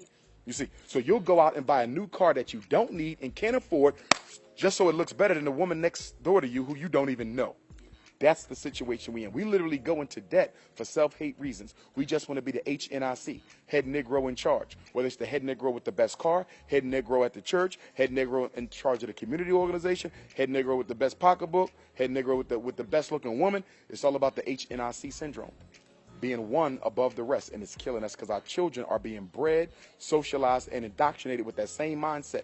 I see it in the schools. In 2nd grade, they're already knocking each other for dark skin, big noses, nappy hair. In 2nd grade, they're already saying those sneaks ain't worth nothing. I got on Air Jordans. These cost $150. They didn't wake up with that. No. They're being taught that at home and in the community. So we're literally breeding baby Negroes to take our place. We will not unduly whine or complain, but reason among ourselves and see what can be done to remedy this state of affairs. Life is a conflict. You have to fight your way through it, whether you will it or not. Those of us who are able to fight most stubbornly live, accomplish most, and to them go the laurels, the palms, and triumph of our civilization. Now, in 1974, Secretary of State Henry Kissinger wrote a national security memorandum dealing with population control in the United States. In this population control memorandum, he recommended to President of the United States, who I believe was Richard Nixon at the time, that if you want to control the black population in America, which is growing, I suggest that we openly advocate for homosexual relationships in the black community. It is a population control strategy. It has nothing to do with God, and it has nothing to do with genetics. The reason why you see so much homosexual advocacy is it is a population control measure. And then they put the HIV into the homosexual males, and now they give it to the black woman, so now you exterminate the whole race. Lesbian, gay, bisexual, and transgender people. Respect African societies and their values. If you don't agree, you just keep quiet. Let's manage our society the way we see. If we are wrong, we shall find out by ourselves. Just the way we don't interfere with yours. I've already taken a position on that we're not going to sign any such law. We like ourselves just the way we are. I've just said to you, we're going to maintain our traditional values. Because there's invisible systems at play that you can't see with the naked eye. You can only see it if you put on your political shades. And most of us don't look at our political shades. We can't see it. Which is why you hear black people say today that there can't be no white racism because I don't see no white people in the ghetto. But what you fail to realize is that you do not have to be present if the strength of your system is as developed enough that allows you not to be there. They control the ghetto by remote control. And they control the ghetto by who? Black elitist Negro leaders. And one of the biggest reasons why black people haven't made more progress is because you keep listening to these leaders who are members of the black elite, whose agenda is the same as your enemy. But you can't see this. An elitist Negro is no different from a European. They have the same values, they have the same interests, and none of them can stand grassroots black people. Which is why any elitist Negro leader that you see, they don't live with you, they don't struggle with you, and they don't like to be seen after dark anywhere around you. They simply tell you what to do. In fact, as Attorney Alton Maddox in New York said it best, he said that there are no Negro leaders in America, there are only Negro brokers. Their job is to broker deals between the power structure and the black masses to keep them at peace. Buenos dias, shitheads. Oh. You don't understand, Dick. By killing Henry Hill, you all started a war. By killing Mr. Tunstall, you all started the damn war, Baker. Just the same, we're talking 50, 60 men. Get your what, 6 or 7? We're with the ring, Dick. We're gonna bury you. You can believe that. Quiet, Bonnie. Taking you to jail. No killing. Objection, Your Honor. These boys are going to the grave in the name of John Tunstall. I said quiet, Billy. I don't need that kind of talk. Law don't talk like that. Yeah, well, law don't kill innocent merchants either, do it? Shut up, dirtface. Take the son of a bitches up to Capitan Mountain and blow their brains out. What do you say, Steve? Hey, Billy, easy. Dick, I don't think we should go by way of South Fork. Why's that? Well, I think Murphy will be watching the trail in. They'll ambush us. I think we should go straight through to Lincoln.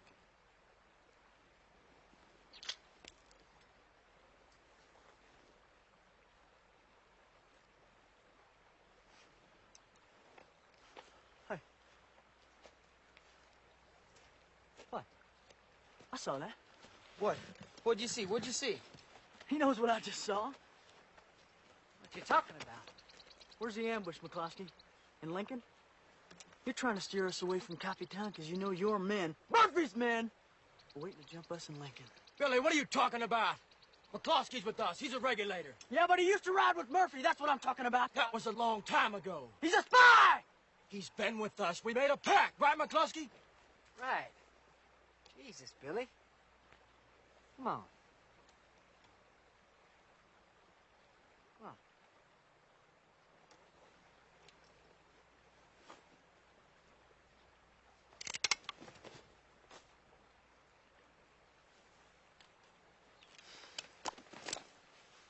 Ah, shit, I'm sorry, McCloskey. Hey, it's all right. We're all upset about John. Sorry I didn't sniff you out soon, you goddamn traitor. Billy! Oh, shit! Billy! Billy, what the heck? Jesus!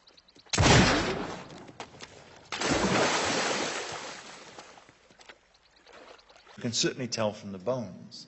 White bones, East Asian bones, have much more of a curve on them than do black bones. It's one of the reasons why whites, and East Asians even less, are good at running and jumping and playing basketball and so on. Blacks have an advantage at sports because they have narrow hips and straight, energetically efficient thigh bones. But they have energetically efficient thigh bones and hips because they have smaller brains. If we ever see this bell-shaped curve, which could be anything, height, eye color, skin color, intelligence, if we ever see this bell-shaped curve, it means that it's not caused by one gene, it's caused by polygenic inheritance. The best way that we can improve IQ with both blacks and with whites, with all races, is to discourage the lesser intelligent people from having children and encouraging the more intelligent people to have children. I'm not stating that I recommend it. Galton turned the telescope around and looked forward. Where were we going? And he devoted much of the rest of his life to the idea of understanding Homo sapiens, us, as a species, and trying to direct where Homo sapiens was going to go in order to become more sapient, more wise in the future, more of a genius, and less of what he saw, more stupid, more ignorant, and more decayed. Galton designed a new science of human selective breeding. He dreamed of encouraging the middle classes to have more children and inhibiting breeding amongst the lower and criminal classes. And he named his new science eugenics. That's why our really bright kids, our really gifted kids, we have to go an extra step to protect them from being sucked into the white supremacist machine. Because the minute they find a sharp black kid, Obama, Clarence Thomas, Condoleezza Rice, they take them, they finance them, they give them the scholarships, they send them to the best colleges, and now, once white people have done all that for you, you now feel indebted to them. And you spend the rest of your life working against your own people for their benefit.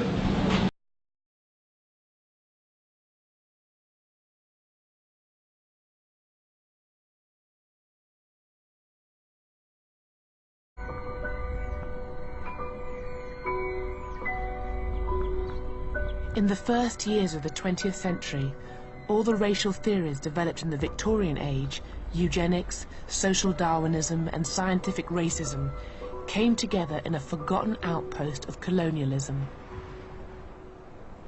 This is Namibia, but at the dawn of the 20th century, it was the German colony of southwest Africa, and home to an ancient people called the Herero. In 1904, they rebelled against the brutality of German rule. What followed was to prefigure the worst crimes of the 20th century. The Germans committed innumerable massacres and atrocities, but they were unable to hunt down and destroy all the Herero people across such a vast landscape. And when the Nama, another of the Namibian peoples, rose up, the Germans turned instead to a recent invention, the concentration camp.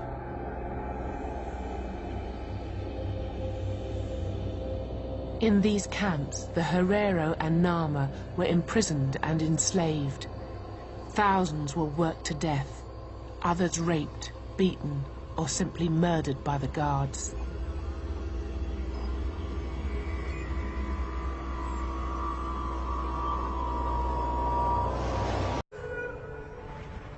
But a century after the Namibian genocide, the true horror of what happened on Shark Island is beginning to re-emerge.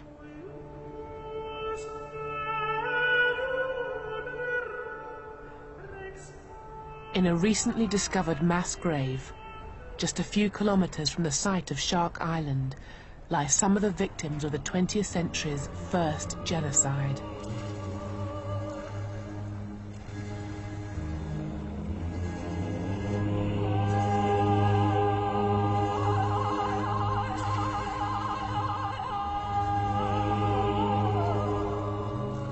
Other victims were denied even the meager dignity of a mass grave. They became the raw material of racial science.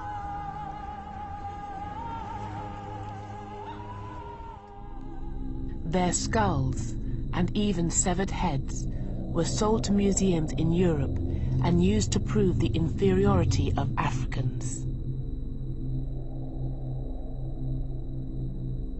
The trade in skulls was so accepted that it was even depicted on a postcard.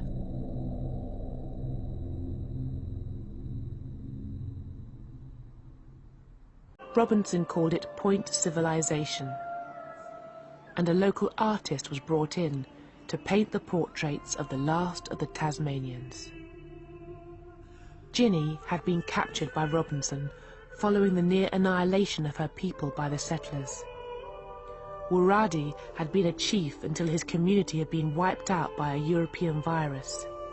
Another local leader, Manalagena, had been lured to Flinders Island with the promise that the convicts who had attacked his people would be brought to justice.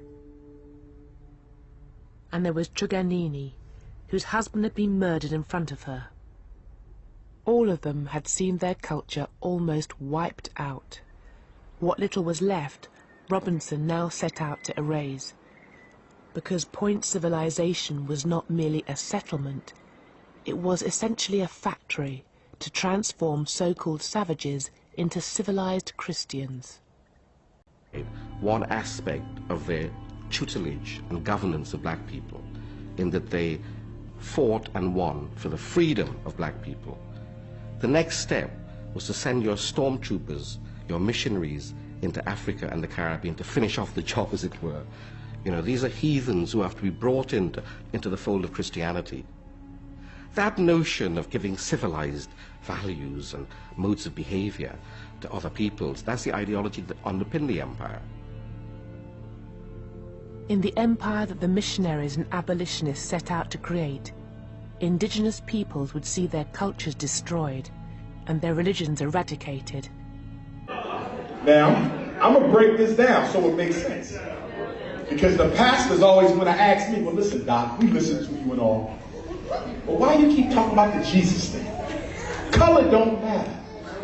And then I say, Pastor, I'm a psychologist. Color does matter. Listen, y'all, and I want y'all to understand this so y'all know it's not a superficial argument. Your brain stores all information in symbols or archetypes. Every memory you got is translated into an image.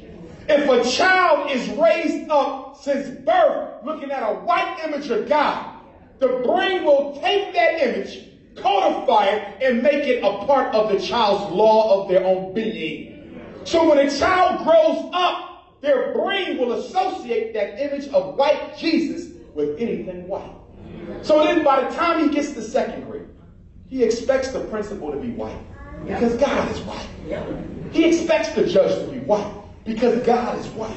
In fact, he's comfortable with white people running his whole damn life because of God is white and God is pure and God is all power. Then maybe it only makes sense that white people should be in control. Listen, I'm telling you, you're teaching black kids to worship white folks before the white teacher even get to them. The behavior, the behavior of the child. If you tell a child that all his ancestors and all his people before him ever was, and you prove it to him by not showing him anything that his people did, why would he feel good? When you got busing now, everybody been fighting for busing. So the bus goes, you show me one bus bringing one white kid from a white neighborhood into a black neighborhood to study. All the buses go from the black neighborhood to the white neighborhood. Show me a class in music appreciation where they're showing you African music. It is European music alone. Now, it has an impact on the child. The problem that we are facing is that, I assure you ask what's different, okay, in the church tomorrow. They're going to be a church, and every one of the black churches got a white Jesus. Go into a Chinese church and see if you don't see Jesus got slit eye like a Chinese. Go, you know what I mean? Go to everybody but us. Religion is the deification of a culture. And the gods look like the people talking about it. And as far as the preachers go, this is getting out of hand. Did y'all see Klepto Dollar, 65 million? Hell no! All that money, and the only thing he gives you back is hope. We don't need no more hope. We had hope in Obama. No. Hell with hope. You know what hope does? It paralyzes black people. Hope makes you think that all you got to do is wait and pray until times get better. Enough hope, we need faith in ourselves. Faith in what we can do. Not hope in what somebody on the outside. Don't fret, Alex. Just postponed. Come around the front.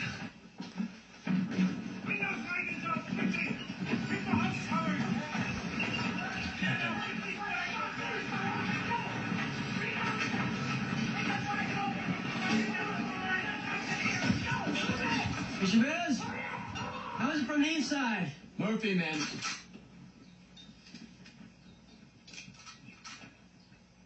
Charlie, how's it over by you? Give a break?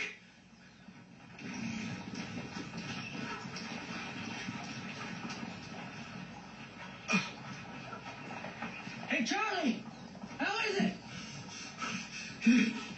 It's John King.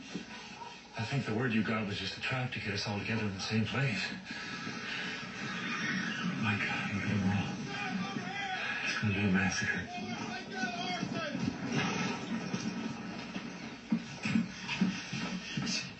It's John Kinney. Well, maybe they just want us.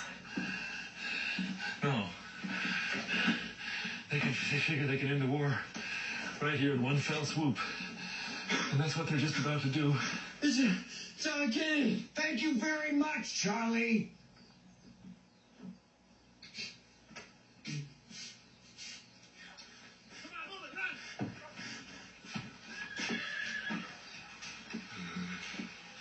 Charlie?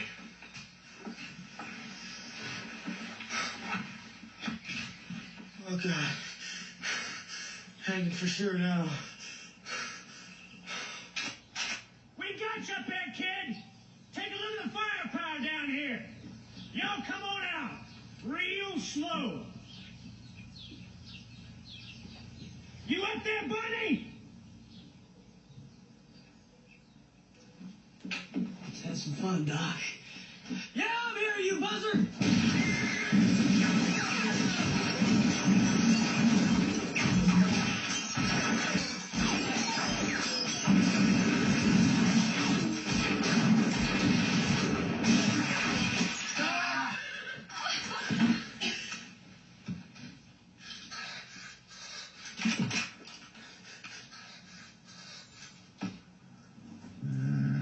Billy, what the hell are we going to do now? We gotta show these guys they finally missed their match. Blacks. Hey, Pittman! I'm hearing you, Barney. I see you got Charlie Crawford down there with you. Yeah, we got a whole lot. Oh, my God. Hey, Pittman! Charlie Crawford ain't with you anymore. Fire!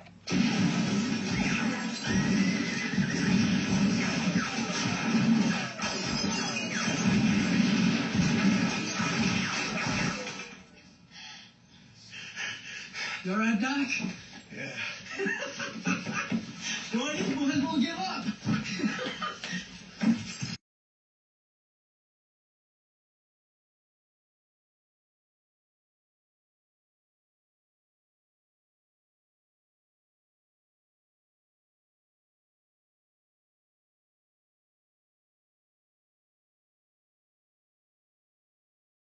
Data that you have on the IQ in Africa being 2 standard deviations lower than the white average. And the response I think that most lay people give is incredulity about that low of an IQ. For example, how can a society that has that average even function? How can they even have a society when they are borderline mentally retarded?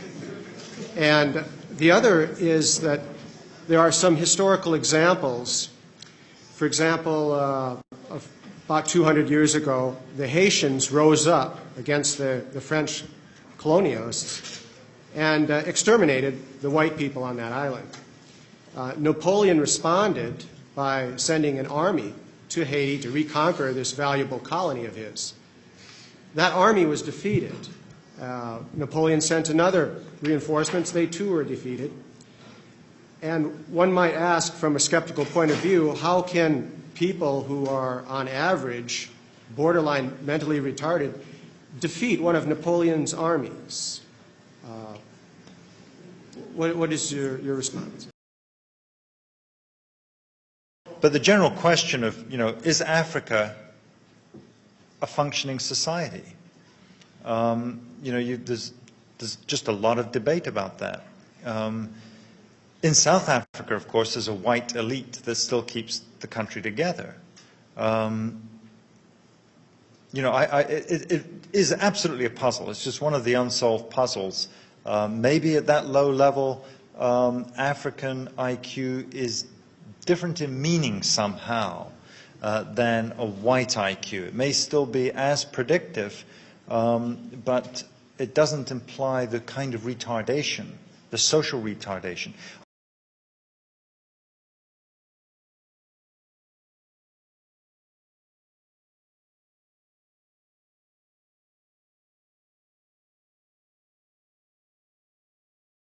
They would steal the babies during the course of the day, sometimes when the mothers weren't washing.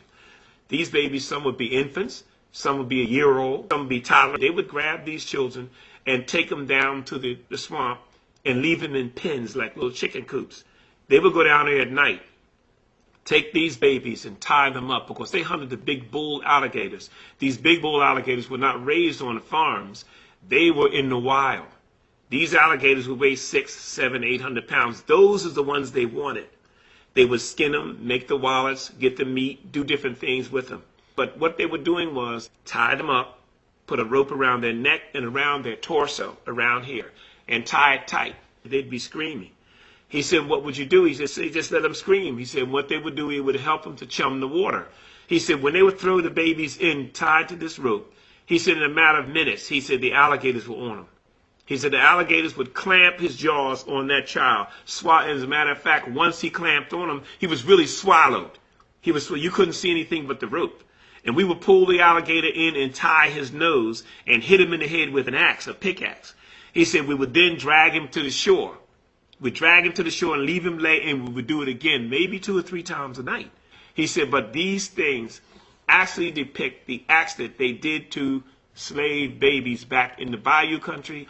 And down the south, they did this. They hunted alligators with these babies. That's why they call alligator bait. Wow. Y'all mad at me, sisters? No, brother. Yeah, there are too many white people who feel guilty. But the number may be less than we think. A lot of white people may say they feel guilty because it's the socially acceptable thing to say. Oh, I feel so badly that this great-great-great-grandfather of this person is a slave. You know, this question about, you know, the sort of white male angst about using the word coloured or coconut or some other oblique reference being the critical thing in race equality in Britain is absolute nonsense. What is the critical thing is the huge level of institutionalised discrimination that black communities are facing day in and day out. I think we need to stop playing with language and get on to the real thing. The reality for many who are discriminated against is that it is irrelevant what we are called. Racism is about having power over someone else, which prevents them from getting jobs, which prevents them from using certain services. So I'm actually not bothered about what language is used. What I want to know is, are we actually doing something about the discrimination that exists? There are reams and reams of reports that are written all the time, you know, whether for governments or for different trusts, etc. But are we addressing? I want people not just to talk about it in a sort of white middle-class way, but I want people to address the subject matter and create the change. You don't go home and talk about being white. I want people. When you go home, do you talk about yourself as being white? No. Exactly, because you see yourself as normal. Do you see me as a white person or a rather iffy television presenter from Edinburgh? You see, I have grown. What do you see? I have grown up in a society. I grew up in a society where there were people of all different colours and different abilities, etc. Do you look around the audience and you say, oh, there's a white person, there's a white person, there's a black person, there's a brown person? Do you see that? No, not necessarily. But if I go into an area, for example, in Dalston, that's recently an area I'm familiar with, a lot of regeneration work, wonderful new shops, etc., and businesses. And I look, there's a wonderful spa, and I love going to the spa. And all I can see are images of white people on it, in a predominantly black area. And I walk in and I say, actually, I would like to use this, but I don't think it's for me. So when I see images that reflect who I am, then I'll be happy to come in and use it. Can black people be racist? Yes, within our own community we can be just as bad. Oh, we're dreadful. I've lived in India for 4 years and I couldn't believe the racism in India. I actually witnessed it. I could not believe it. I disagree. There's racism between... Oh, there is. Oh, come on, there is. We're prejudiced. We're prejudiced. Yeah, power, yeah. We can be prejudiced and obnoxious. Black people can't be racist. Black people can't be racist in the United Kingdom and Europe, because black people in the United Kingdom and Europe do not have power to execute. We can't start ordering the mass searching of white youths or white middle-aged men. So we cannot execute racism when it's based on power. Well, okay, really. On this point, black people being racist, can black people be racist? Yes, of course they can. Of course. Because if you view somebody else of a different race to be inferior to yourself, then you're a racist. Hi, I personally don't think black people can be racist because racism describes a system of oppression based on race. So in order to be racist, you need to have two things, privilege and power. Black people don't have privilege, they don't have power. They don't stand to benefit from such a system as racism, therefore black people can't be racist. I study film at the moment, and one of the main problems I think we have is the lack of representation of people of colour in film, in television, in production. In black majority countries in Africa, they're racist against other ethnicities. They can be racist against other black people, but that is internalised racism, racism that has been constructed from white people, from people that have been countries that have been colonised. They've learned that racism. Yeah, they have learned that racism. Have they learned homophobia as well? Yes, because they have been colonised by white countries, which have told them they are inferior. Have white countries taken homophobia to these countries? No, this is Christianity. Christianity, which is a it's taken homophobia to these countries. Religion which has been. But they've had a bit of time in order to sort of. All of a sudden, they feel beleaguered. Why are we focusing on that instead of the victims of racism? Yes, they shouldn't. It is racism is about power and prejudice and privilege. It's all those things, and so you cannot just I can be prejudiced against you. You've got long hair, I've got no hair, you know. Lovely extensions, darling. But if that then prevents her from getting a job, from getting a house, from doing this, from doing that, then it becomes racism. But the reality is we try to use language all the time. We don't get it right. Now, I'm a white, heterosexual, baptised in the Church of England, Oxbridge-educated man. I'm not on the receiving end of any of these problems. So I think this is the point that this lady's making and Lee Jasper's making, that it is less easy for ethnic minorities in this country to, if you like, express their racism because we're an overwhelmingly white country. And it might be that the head of the military is a white man, the Prime Minister is definitely a white man, and so on. But that isn't what racism is. Racism is a thought, a concept. It's quite different to whether or not you actually have the power to execute that. And black people have, I think, just as prone to racism as white people. They might not be as able to do something about the racism if they believe in it. But the idea that racism is a uniquely white phenomenon, I think it's pretty racist in itself. We must acquire the higher knowledge of life. Black men and black women, will you get the knowledge that the white man has that causes him to be leaders and masters in the world? They are not gods with a peculiar source for understanding the world around them. They have only given expression to the knowledge of their humanity and been able to use and conquer all to their satisfaction and glory. And that is why they are always greater than you in every community that you find them. Isn't it strange that wheresoever the white man is found, he takes precedence over you? Why is that so? Answer that for yourselves, black men and black women. Wheresoever you come in contact with the white man, you always have to go down in defeat before him. Whether it be in England, in France, or in America, you always have to go down to the white man, and yet he has 2 eyes, 2 feet, 2 hands, same passions, same senses and feelings as you have. Your feet are not put on opposite sides, now your hands turned around the other way. But it's because you fail to use your will, your knowledge, and your mental faculty to the point where you will enjoy life around you. Nature causes them to stand together, if need be, die together. But with the black man, you can preach to him from the pulpits. You lecture from the platforms, from the byways and the hedges. The spirit of cooperation, but he will not cooperate. You talk to him gently, you try talking harshly to him, he still will not cooperate. The result is that he falls prey to those who understand themselves and walk through the world making you their serfs and slaves. You must acquire an understanding of yourself. Sure, I'm thinking. Or sure, I'm sure they're thinking. So what you're saying is just a lot of racist garbage.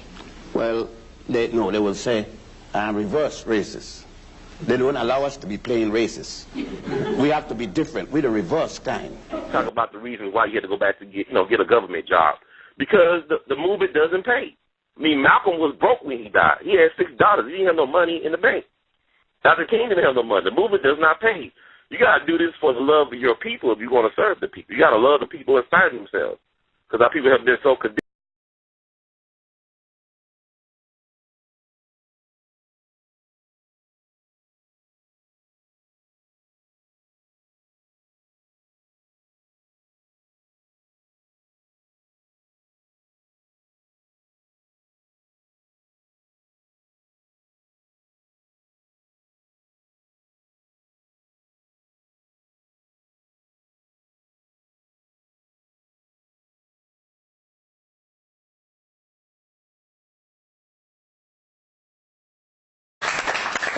And I feel